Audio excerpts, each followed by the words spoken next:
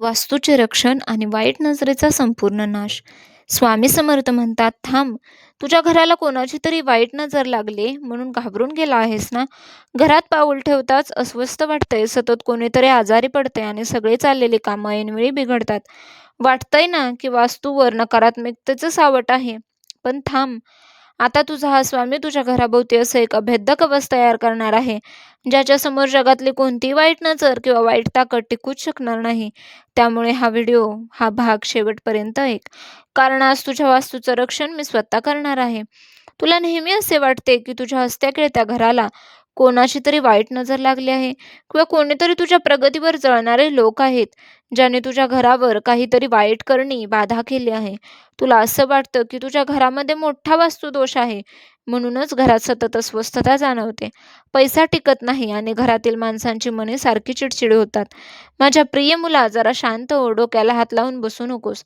आज नीट कान उघडून ऐक.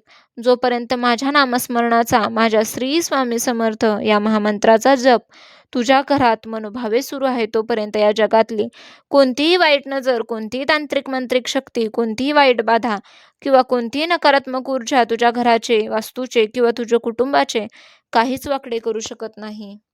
तुझ्या घराच्या उंबरठ्यापाशी, तुझ्या दारापाशी मी स्वतः रक्षक बनून, ढाल बनून उभा आहे.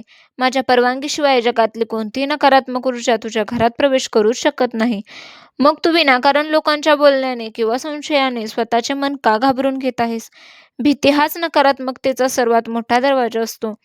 जेव्हा तू घाबरतोस, जेव्हा तू स्वतःला वाईट विचारांना तुझ्या घरात जागा देतोस, आज या क्षणापासून या महासंवादाच्या माध्यमातून तुझ्या घरातील सर्व नकारात्मक ऊर्जा, सर्व वास्तुदोष आणि वाईट स्पंदने मी स्वतः माझा दिव्य शक्ती जळवून खाक करत आहे.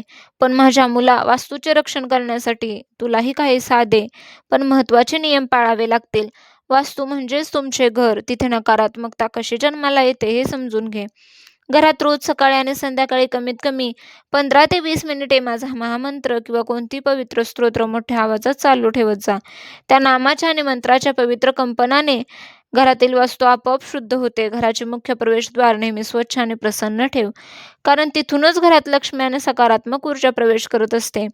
घराच्या उंबरठ्यावर कधी कचरा किंवा भंगार साठवून ठेवू नको, कारण तिथे अस्वच्छता असते, तिथेच नकारात्मक ऊर्जा जन्म घेते. तसेच तिने सांजेच्या वेळी घरात अंधार ठेवू नका. देवापाशी दिवा लावा आणि तुळशीपाशी किंवा घराच्या मुख्य दारापाशी एक दिवा नक्की प्रज्वलित करा. दिवा हा केवळ अंधार दूर करत नाही, तर तो वास्तूतील वाईट शक्तींना बाहेर हाकलून लावतो. घराच्या खिडक्या आणि दरवाजे सकाळी काही वेळ उघडे ठेवा, जेणेकरून निसर्गाचा शुद्ध प्रकाश आणि सकारात्मक हवा घरात येईल. ज्या घरामध्ये घुटमळलेली हवा असते, तिथे विचारांची कोंडी होते. सर्वात महत्त्वाचे म्हणजे घरातील माणसांचे विचार शुद्ध ठेवा. ज्या घरात लोक रोज एकमेकांवर ओरडतात, वाद घालतात, तिथे आपोआप नकारात्मक ऊर्जा तयार होते आणि लोकांना वाटते की कोणता तरी वास्तुदोष आहे. घरातील वातावरण आनंदी ठेवणे हाच सर्वात मोठा वास्तू उपाय आहे. तुझा माझ्यावर पूर्ण आणि अढळ विश्वास आहे ना? मग वाईट नजरेची किंवा कोणाच्या बोलण्याची भीती मनात बाळगू नकोस.